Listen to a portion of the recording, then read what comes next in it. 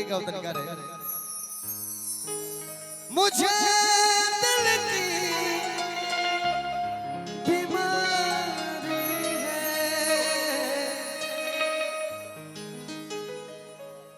मुझे दिल की बीमारी जौना के दिल के बीमारी में आर्टिस्ट सिंह ले दिखावे के चाहिए गाना गाओ। एक लाइन बड़े बड़े भाई का फरमाइश है उसको हम लोग सुनाते हैं। नवजिया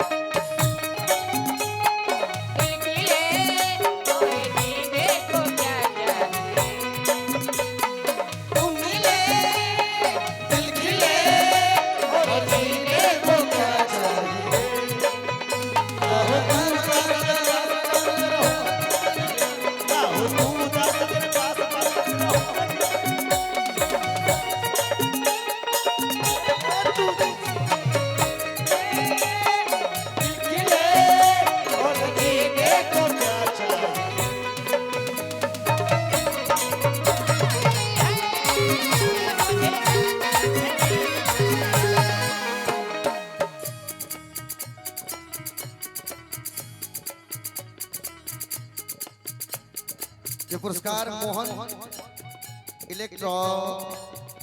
इलेक्ट्रिक धर्मेंद्र ट्रेड्स की तरफ से पुरस्कार है। होलसेल एंड रिटेल बड़े भाई हमारे भैया ने पुरस्कार दिया है। नियर ट्रेनिंग स्कूल पहुंची सतवरा पलामू झारखंड से। कभी टुकड़ा बदला कभी कांच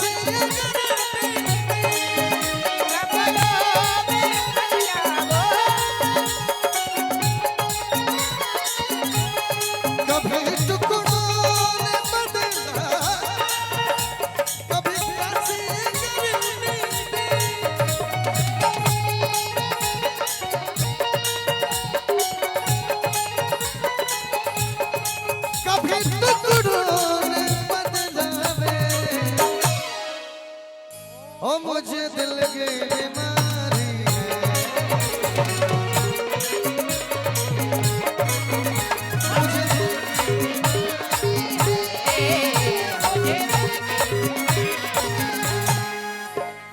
बड़े भाई निखिल पाठक जी की तरफ से हजारों हजार रुपया पुरस्कार मैं प्रणाम कर रहा हूं आपको कोटि कोटि नमन कर रहा हूं।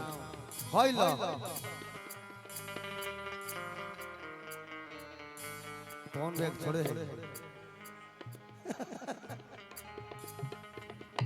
अभी बहुत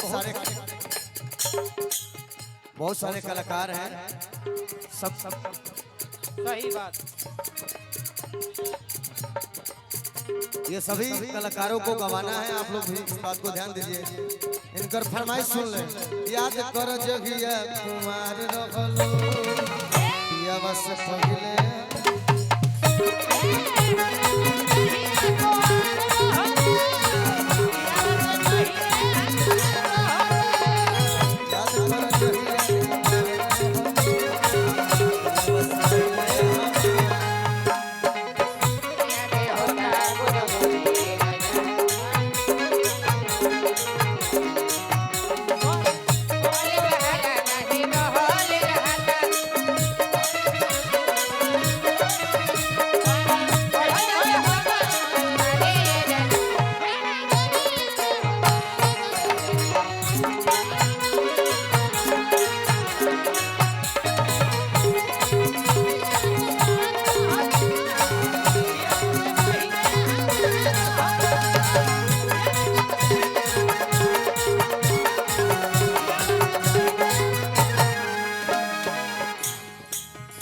उठो